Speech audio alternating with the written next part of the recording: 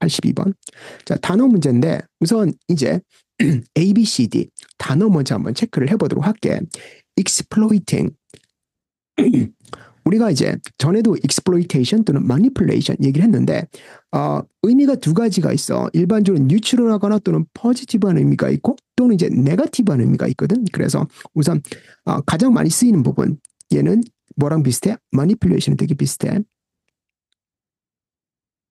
그렇지? 그래서 일반적으로 어떤 뉴트럴한 의미나 또는 포지티브한 의미 같은 경우에 얘는 뭘 의미하는 거니? 그냥 사용하다란 말이야. utilize란 말로 똑같아.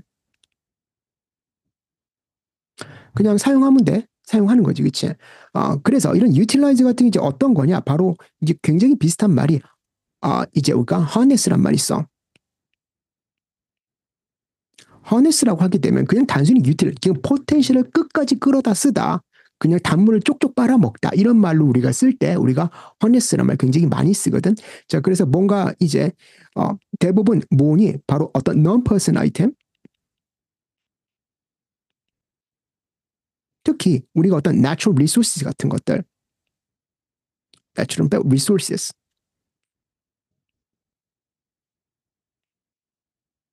어떤 리소스를 낼 때 굉장히 많이 써. 단순한 내추럴 리소스뿐만 아니라 뭐 테크놀로지를 갖다가 우리가 익스플로이트를 했다. 뭐 이렇게 쓰기도 하고 굉장히 여러 가지로 쓰여. 자, 그다음에 이제 두 번째 의미가 있다. 자, 두 번째 의미가 뭐냐면 일반적으로 어떤 퍼스널 아이디어야. 뒤에 사람이 나올 때. 그치? 또는 어떤 인격체가 있는 거를 할 때, 아니면 뭔가 어떤 그 특정한 리소스 자체에 소유권이 존재하거나, 아니면 리소스가 어떤 파이나이트 할 때, 뭐 이런 어떤 그 우리가 어떤 ethical term이 들어가 있는 경우야.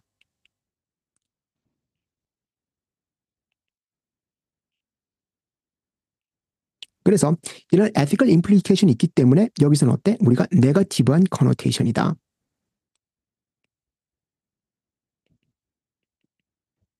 마치 이제 우리가 똑같은 메이크지만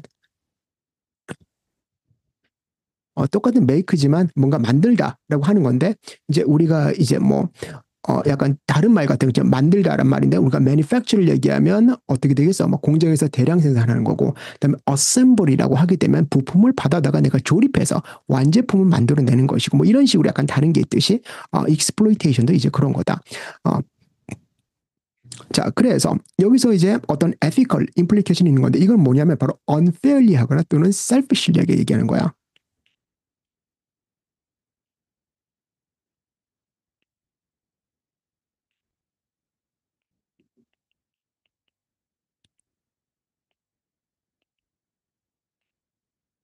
이런 말이지, 그치?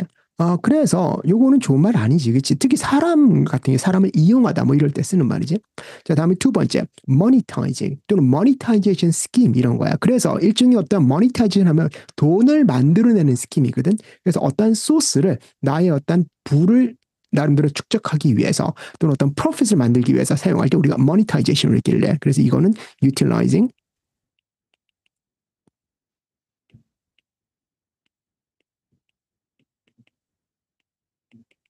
이런 말이죠. 뭐 예를 들어서 he monetized my talent 하게 되면 그 사람이 사실 exploit하고 비슷하지, 그치? 내 탤런트를 가지고 돈을 벌었다. 나의 탤런트를 이 사람이 돈을 버는 수단으로 사용했다.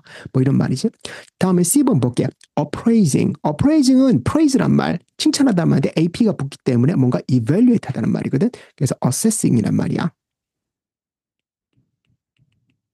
특히 어떤 value나 또는 significance를 assess할 때 우리가 appraise라고 얘기를 한다.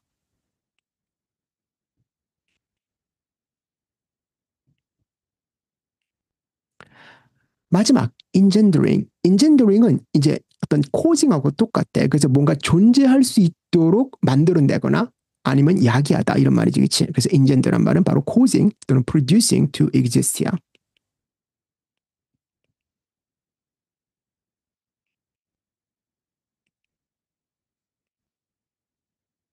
실제로 이제 여기 나온 단어들이 뭐 그렇게 어려운 단어는 아니지만 각각의 어떤 커노테이션들이 조금 되게 특이하게 가지고 있는 것들이기 때문에 우리가 좀 이해를 하는 게 중요하다. 자, 그러면 봐볼게.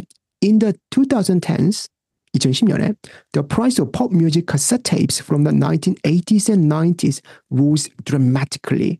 나 때는 이거 되게 많이 썼거든. 그래서 옛날 어떤 리코딩 그런 거야. 자, 갑자기 올라갔어. 엄청 올라가지겠지?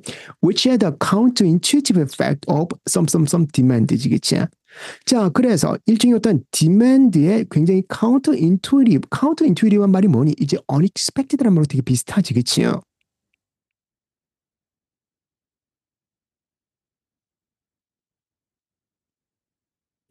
예상을 깨는, 우리가 예상과 반대가 되는 그런 어떤 demand의 어떤 이펙트가 있었다란 말이야. 자, 이제 여기까지는 몰라. 볼게. Buyers who hadn't previously wanted to purchase vintage cassette throng the market.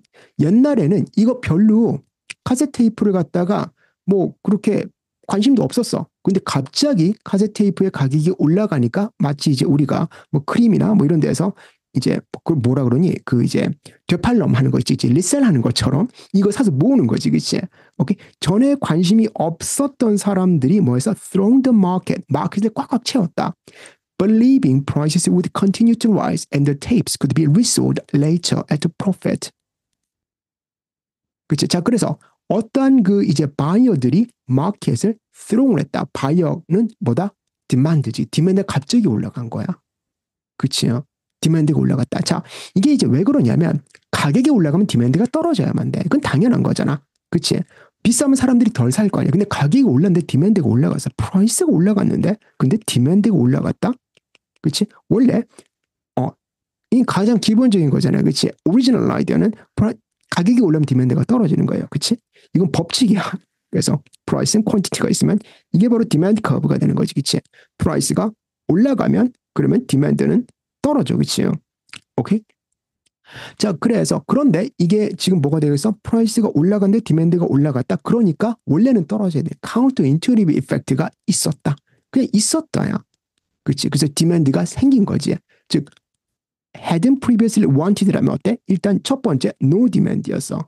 디만드가 없다가 그러다가 갑자기 얘네들이 throng the market이지. 그치? 오케이? 갑자기 much demand지.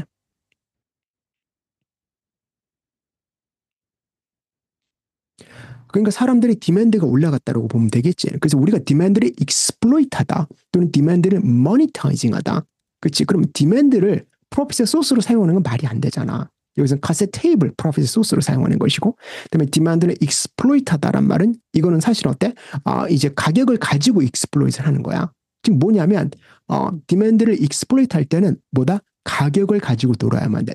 내가 가격을 올리거나 또는 가격을 떨어뜨려야 되는데 사람들은 단순히 이미 올라간 가격에 따라서 수동적으로 반응을 하는 거지. 그렇지? 그래서 디만드가 생긴 거야. 그래서 답은 D번에 engendering이 된다. 그래서 82번 문제가 조금 어려운 게 뭐냐면 가장 기본적인 어떤 커먼 센스를 이해를 하고 있어야만 돼. 왜냐하면 이거 커먼 센스잖아. 가격이 떨어지면 사람들이 디만드가 올라가고 가격이 올라가면 디만드가 떨어지고 이란 말이지. 그렇지? 그래서 이 카운터 인투이티브란 말 자체가 어떻게 여기서 카운터 인투이티브란 말이 생겼는지를 이해를 하면 그러면 바로 답이 나올 수가 있다.